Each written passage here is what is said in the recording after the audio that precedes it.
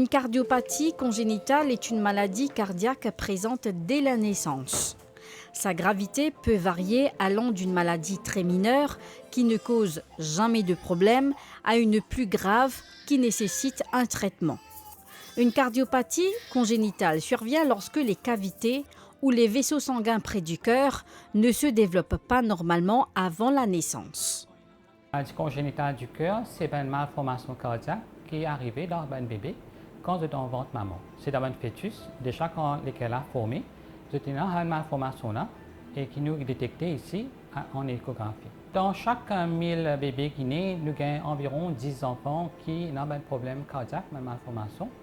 Et ici, au centre cardiaque, nous fait à peu près une centaine d'enfants qui opérés du cœur et non à l'extérieur et non qui fait ici même par une équipe étrangère.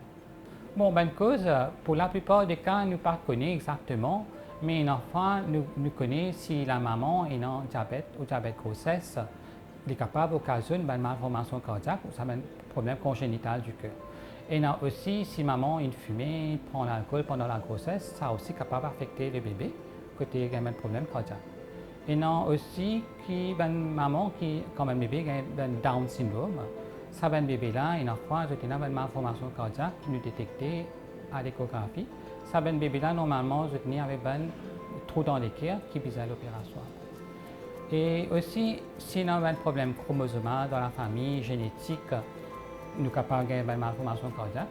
Maintenant, si un bébé, d'un parent a un bébé qui a une malformation cardiaque, il y a un risque pour le deuxième bébé qui naît, il aussi a une malformation cardiaque.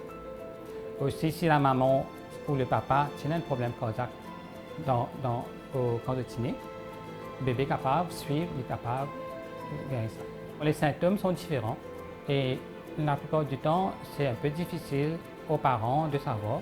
Mais il est bon qu'ils connaissent que parfois la respiration est rapide.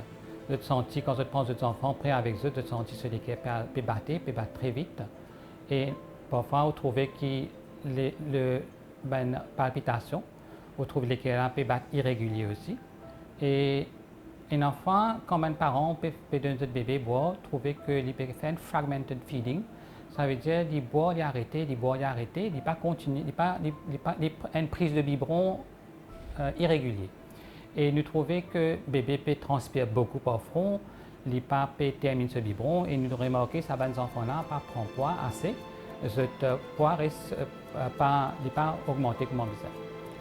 Et aussi, un symptôme que les parents sont capables de remarquer, c'est un bébé qui a pleuré, la lèvre bleue, les doigts sur la ligne bleue, néné vine bleue, ça c'est un signe de problème cardiaque qui est capable et non.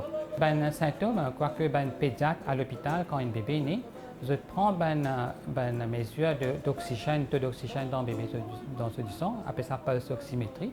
Si je trouvais sa pulse oxymétrie dans les bas, je suis capable de suspecter un problème pulmonaire ou cardiaque.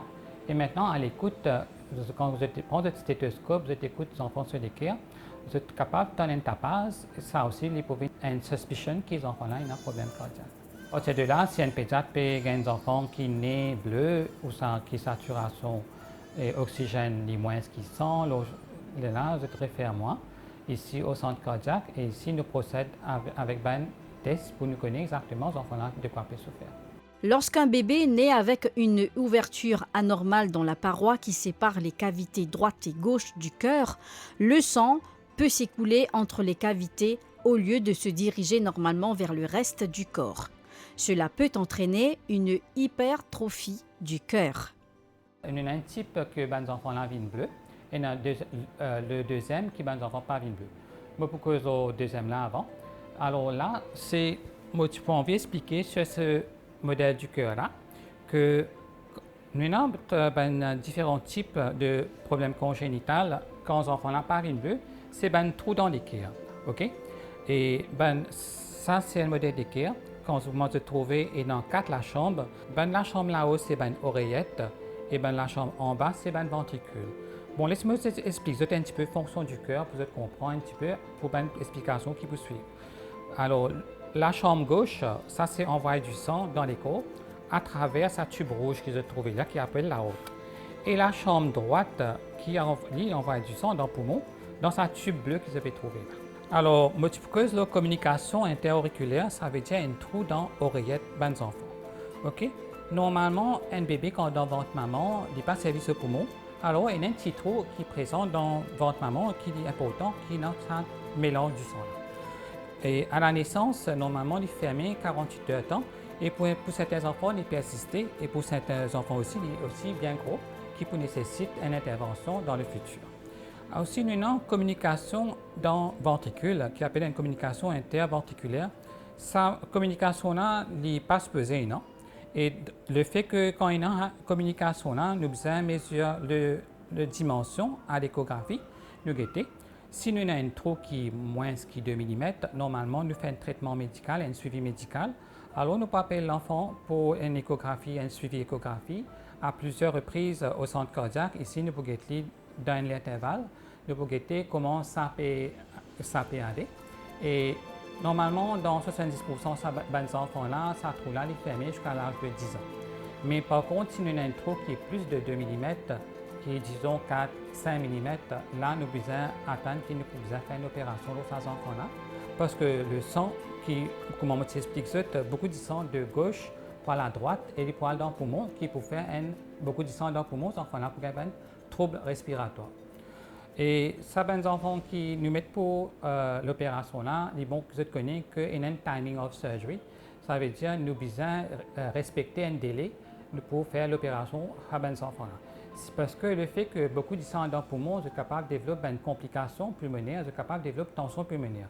Et si nous mesurons à l'échographie, nous mesurons la pression dans le poumon, nous guettons sa communauté et nous sommes capables de décider si ces enfants-là arrivent à opérer, c'est pas une besoin. Mais en enfance, quand nous avons des enfants qui viennent trop tard et un diagnostic qui est un peu retardé, et là, nous ne faisons qu'un traitement médical parce qu'il est trop tard pour l'opération. Bon, il y a un type quand les enfants viennent bleus à la naissance et ça se détecter immédiatement à la naissance et pédiatre je réfère nous à ces enfants-là en urgence parce que c'est une difficulté respiratoire. Et ces enfants-là, quand ils viennent, normalement, nous avons 5 types de maladies congénitales du cœur que les enfants-là viennent bleus. Première maladie, c'est tétralogie de Fallot. Bon, tétralogie de Fallot, est assez commun, nous gagnons au moins 5 cas par an. Et ça, dans tétralogie de Fallot, nous avons 4 choses. OK? Nous avons un gros trou entre les ventricules. Nous avons une artère-poumon qui est vraiment très serrée. Et nous avons la ventricule droite qui est gros, hypertrophiée. Et aussi, la haute, il trouve un petit peu au milieu entre ces trous-là. Alors, pour cette maladie-là, le traitement, c'est un traitement chirurgical pour bien opérer, pour sortir de là. Nous bien opérer les enfants de tétralogie de Fallot normalement à l'âge de 8 mois à 1 an. Tout dépend de la gravité de la situation. Gravité de situation qui me peut redire, parfois, nous avons l'artère pulmonaire qui est vraiment serrée et nous trouvons à ces enfants-là qui font un hypercyanotic spell, ça veut dire qu'ils viennent bleu à la maison quand ils peuvent pleurer. Et malgré qu'ils nous donnent des médicaments, ça ne peut pas passer, nous trouvons qu'ils peuvent empirer. Et là, parfois, nous devons faire une opération palliative, ça veut dire une opération avant sa correction de tétralogie de Fallot. L'opération palliative consiste, comment dire, pour donner plus de sang dans l'artère poumon. Ça veut dire peut-être un enfant se prend un tube de la haute connecté avec l'artère pulmonaire pour donner bébé là plus du sang dans ce poumon pour qu'il grandisse plus et il est là faire l'opération à l'âge de 1 an. Deuxième type qui me peut causer, c'est tronc commun artériel.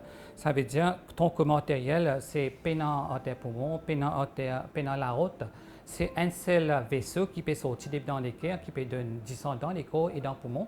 Ça, un bébé là aussi, c'est vraiment bleu à la naissance et ça nécessite une opération à cœur ouvert dans la première semaine de naissance. Troisième type, c'est transposition des gros vaisseaux. Transposition des gros vaisseaux, c'est quoi? Alors, nous avons la route qui est supposée sortir du côté gauche, elle est sortie du côté droite, et le tronc pulmonaire est sorti dans gauche au lieu de droite.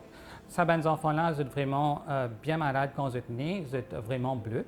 Et ces enfants-là nécessitent une opération à l'extérieur si le docteur sur place. Et nous avons fait une arterial switch, ça veut dire qu'il fait réoriente la route vers le gauche et l'artère pulmonaire vers le droite. Une quatrième, c'est atrésie tricuspide. Ça veut dire ça, quand on montre les autres, nous avons 2 valves. Ça, c'est la valve mitrale qui est dans la gauche et la valve tricuspide dans la droite. Et un enfant, nous avons une valve qui est fermée complètement. Alors, pendant du sang qui peut aller dans le poumon. Et ça le fait que ça aussi c'est une urgence qui est besoin prise en charge dès la naissance. Et aussi, il y en a une cinquième qui est content à ajouter. C'est un enfant, quand dans l'oreillette gauche, c'est du sang qui, depuis le poumon, qui retourne dans l'oreillette gauche, par une veine dans le poumon. Okay? Un enfant, ça veine n'a pas retourne dans l'oreillette gauche, ça retourne dans l'oreillette droite, ou c'est capable dans les autres vaisseaux. Et ça aussi, il nécessite une correction dans les jours qui suivent après la naissance. Parlant de traitement, il dépend du type de maladie congénitale. Alors, si nous proposons communication interauriculaire, ça c'est un traitement qui nous fait capable de faire un suivi. Normalement, si le trou est moins de 5 mm, il est capable de fermer jusqu'à l'âge de 2 ans. Maintenant, si nous avons un gros trou, nous sommes capables de fermer après. Bon, on a deux types de traitements pour un trou dans l'oreillette. Okay? Le premier traitement, c'est interventionnel, ce n'est pas une opération à cœur ouvert, c'est une keyhole surgery. Et nous mettons une petite sonde à travers le cœur et nous sommes capables de prendre un device, un petit appareil qui a une forme de parasol, nous ferme le trou. Mais ça se fait à l'âge de 4 ans, 5 ans, quand on a vraiment un gros trou. Et maintenant, un enfant a un trou là, il est vraiment gros, qui n'est pas capable de mettre device. Et là, ça va les enfants-là, pour une open heart surgery, quand nous faisons ça trou-là, nous fermer à travers un patch. Maintenant, une communication interventriculaire, le traitement, c'est, comment on dit dire, si on a un trou de moins de 2 mm, nous faisons un suivi médical à travers l'échographie et nous pouvons dire aux parents que, pendant aucune restriction pour l'effort physique, les enfants qui vont à l'école normale, capables de faire une activité normale, mais la précaution à prendre, c'est si jamais je peux faire un soin dentaire, si je peux faire une intervention chirurgicale, je peux bien prendre un antibiotique avant ce traitement-là. Parce que, qui fait me dire ça? Parce que s'il y a une bactérie dans les dents, à travers ce petit trou-là, ça va une bactérie-là capable d'assister aux valves, faire infection valve. Et quand les enfants ont une infection valve, c'est une affaire qui est un peu sérieux et il nécessite un traitement qui est assez longue durée, 4 à 6 semaines. Les enfants-là pour bien hospitaliser, nous pouvons bien mettre l'antibiotique intraveineuse et il y a un traitement qui est assez long, qui ne peut pas arriver à cette complication-là. C'est pourquoi nous disons aux parents de prendre une précaution. Parmi la cause de la cardiopathie congénitale, il y a l'exposition du fœtus à des problèmes médicaux maternels tels que le diabète, la rubéole, la fièvre et un problème de métabolisation d'un acide aminé pendant la grossesse. La consommation de tabac, d'alcool ou de drogue à usage récréatif pendant la grossesse, la prise de certains médicaments, des facteurs environnementaux tels que la pollution de l'air, les pesticides et les vagues de chaleur extrêmes.